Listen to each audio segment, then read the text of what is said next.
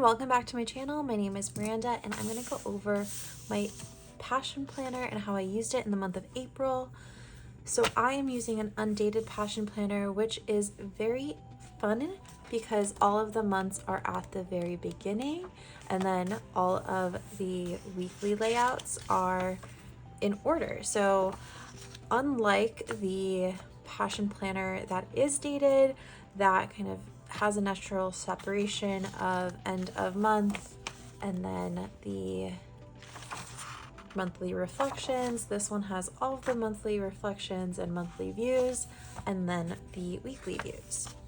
Over the course of April, I feel like I got a little bit better. I feel like I say that every time in just using this more, filling it out.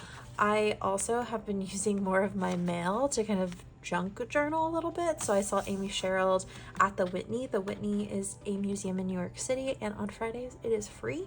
So I went on a Friday night with my friend, went to get some beautiful Italian food at Arthur & Sons in the West Village. And I thought this was a really lovely way of also just kind of like showcasing the kind of things I did without getting into the details of Saturday and Sunday. I stayed out very late both of these days and you'll see I kind of have a repeated view of kind of the weekends being more sparse because I don't really use this planner for all of my weekend activities. Maybe I should. Anyway, as we go through the month, you also kind of see that I stopped color coding all of everything. So I'm actually going to go in and just add some color here around the work that I was doing. So I had a team one-on-one, I had a nurse call. What's interesting about Brill is that not only do I become a little bit more busy at work, but I also become busy personally and within the health sphere. I got an operation mid-April, so you can see I have like a pre-op nurse call, focus time. I also love the idea of kind of keeping some of my more detailed notes in my planner. The process that I lead at my job, I've led it for the last couple of years, and I've actually used my planners from previous years to help me understand what were the questions, what were the deliverables, what were my to-do lists like, and how does that compare year over year.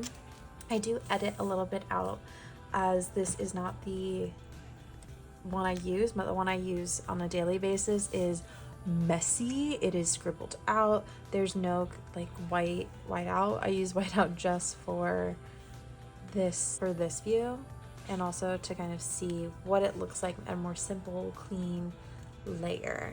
I've also had these functional stickers that I've used to track my no spend and just my drawing. I find it really interesting seeing this week over week where there are certain days that I'm really good about not spending. These other days, not so great, but that's okay. It's all about kind of taking in and visualizing some of the things that I already naturally do. The intention of how I'm using my passion planner is more reflective than future viewing, if that makes sense. So like I want to see what I continue to do, where I move, and what that looks like. And within the context of work, I actually find this very funny to see that I have longer days, I have some shorter days. This is an operation. This was the day of my operation, so I had a lot more time for rest and recovery. My body to move the medication through my systems, come back to it. I love that I also kind of capture when I'm doing binge watching. Something I want to work on in the month of May is really being a one screen only person. I love technology, I always have, and I feel like I have gotten a little bit more reliant. I don't know if I want to say addicted, but reliant on technology, and it's so, I think, natural now to have multiple screens kind of layered in your face. And within this context of a passion planner, I really just want to say, you know, if I am watching TV or watching a movie, I'm calling that out as a very intentional practice versus just scrolling on my phone or browsing the World Wide Web. The rest of April also starts to, I think, you start to see some of the bigger buckets of what I'm getting into. I definitely think I can use a little bit more detail here of when I'm actually doing my lunches, when I'm doing my focus meetings, or if I'm going into the office. That was really fun to, on the 24th is International Bring Your Family to Work Day. So although I didn't work, I was still in the office. I volunteered afterwards to kind of clean up, and I had a very important meeting in the evening. So while there's definitely pieces of this I probably could have included, like after I cleaned up, I went back to my home office. It's okay if I don't include everything. I also love blocking out at least 2 hours every day to have focus time. But ideally, if I can get 2 hours, that does everything for me. If I can only sneak 30 minutes of focus time, that's okay too. It's really my backlog, forward-looking view, and then also absorbing what I've learned. So like I start my weeks through a brain dump, and I actually work through kind of what I need to do throughout the week and what that day by day looks like when it comes to especially Friday focus times. This is where everything that I deprioritize now comes into priority. I make sure I tackle it, and if I don't get it all finished there amongst my other responsibilities and updates, I put it in my end of week wrap. I can definitely go into a more detailed view, kind of giving a structure of what these look like. I don't think I will be able to give real examples just because of the work I am doing. I also had a lot more fun things this week. So I went to a mixer, I went on a date night, my dad came over for dinner and movies and hung out, and I went drawing at the American Museum of Natural History. I have a really cool like T-Rex skull, or actually no, I think it's a Velociraptor skeleton. Really fun. I also started to include some of my working out. The Passion Planner for me is a space where I can ensure I'm doing the things I need to from a health and wellness perspective, but also drawing. So having this actual like date day, artist date, was so valuable. After I went to the drawing event, I went with my friends and we grabbed tea at a tea ceremony at Floating Mountain. You actually have to take off your shoes, and this is in the Upper West Side. It was a 15-minute walk. I highly recommend actually pairing both of those together. There is no food here, so you will have to eat afterwards. I actually left, and when we all split up, went and decided to walk through Central Park. It started pouring, so that's why Saturday was my night in. But honestly, after a week of kind of entertaining or going out or meeting new people, a night in was exactly what I needed. And yeah, I'm finding that having this view and this visual provides me kind of this balance of, okay, what am I doing? When am I doing it? How am I thinking about, the motions of balancing a 40-hour work week, balancing time to move and to ensure that I am, being my healthiest and fullest self, and doing the things that I would like to do. So I think as the summer continues, I'm gonna see some of these go up more, this go a little bit longer, and then maybe only have like 4 days that I'm really going out or staying out late, with a couple days maybe ending a little bit early. Hopefully these can be the days that I'm going out late, and these can be the days that I'm early. I don't know. This feels like a DJ switchboard as I talk about that. And then it brings us to this past week. I feel like the bonus of all bonuses here is that I have been taking some nice time off, so it's fun to kind of see, what am I doing, how am I doing it, and then how am I balancing out just like fun activities. I did say, like, as I look through this, I'm like, wow, really 5 nights is all I can do. My body really proved that this past Saturday, where I slept in after a really long night out and I just immediately had a migraine. I think the lack of sleep and just the increased movement over these last couple of days, and having maybe a later working out session, later working session, like later just general activities, is something I need to balance out. So we'll see. It's always really fun though to kind of say, okay, this is social, this is social, this is social time, that's social time.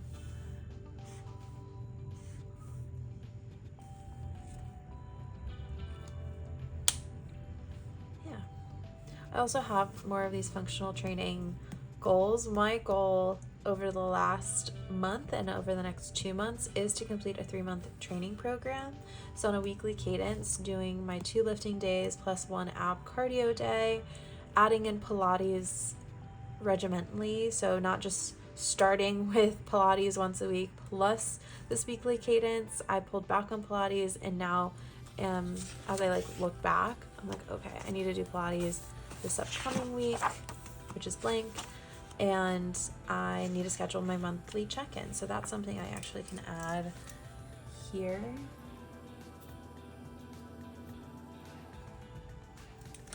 I think the weekly views are some of my favorites because of this, you can go more detailed, you can go less detailed, you can color code it, you can keep it really simple, you can maximize it with a bunch of stickers, whatever works for you in the motion you're in.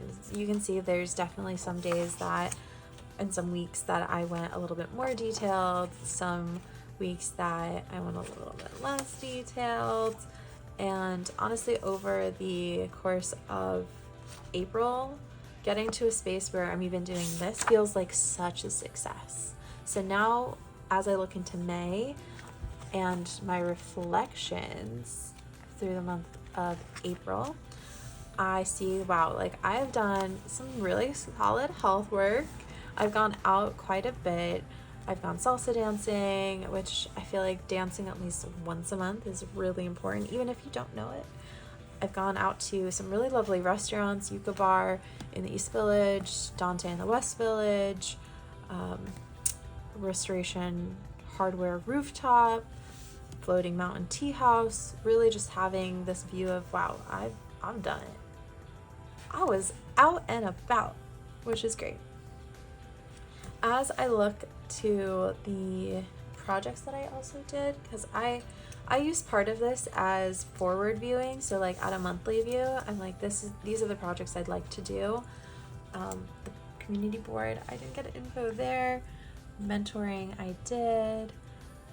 I have managed my community. The project launch is in May. Executive overview was done. I've onboarded some new members. I did my security training, and the World Economic Forum Future of Jobs report, I actually also did a little update. So while I should probably add those to the weekly to-dos, I believe this was the week World Economic Future of Jobs brief. It's okay, honestly, it's okay. I feel like that I didn't do this. Like I said, this is definitely my less detailed on purpose passion planner when it comes to when I actually do all of these details, especially when it comes to focus time. I like to do, I think I did it in, I did it the week before. I did it this week, where I actually detail what am I doing in that focus time, and it helps me pull the work to do into an actual slot of my week. I have decided I'm not going to show you exactly how I fill out my monthly reflection, but I will say after I finish a month and I come to a nice natural stopping point, like a Sunday, I love to sit down with a nice cup of tea and think about what have I done this past month that has been the most memorable, describe it in such detail. Honestly, this amount of space doesn't feel like enough, and looking at this for me just at a holistic level, it feels overwhelming. But as you start to go through the details of a month, it is so easy to fill this out. Biggest lessons, again, so surprising that this actually comes a lot easier when you review your planner. I honestly review it before I even do the reflection, but looking at those chunks of time, how I would adjust them, that visual view that I went through is something that I feel like I've gotten better at as I've continued to use it. This is the 3rd year I've used this now. And yeah, this process I think is one, if you have the want to create more time and space for yourself, absolutely go and purchase them. I love the Undated version because you could literally start now, today. You can say, you know, I'm gonna start in May and get these stickers and have your first month be May, and that's okay. The way that it starts is very much up to you, how you decide. You write it all in. Once you write it in, I do find it so helpful just to actually go through and write all the dates. I write my dates like this, and this little weekly counter actually comes with these stickers. So thanks for watching. A very quick April update about how I'm using my passion planner. Let me know if you have any questions, comments, concerns, suggestions. If you want to see me put more stickers on them, I figured I'd just kind of walk through what I did versus actually styling the month of April. Toodles!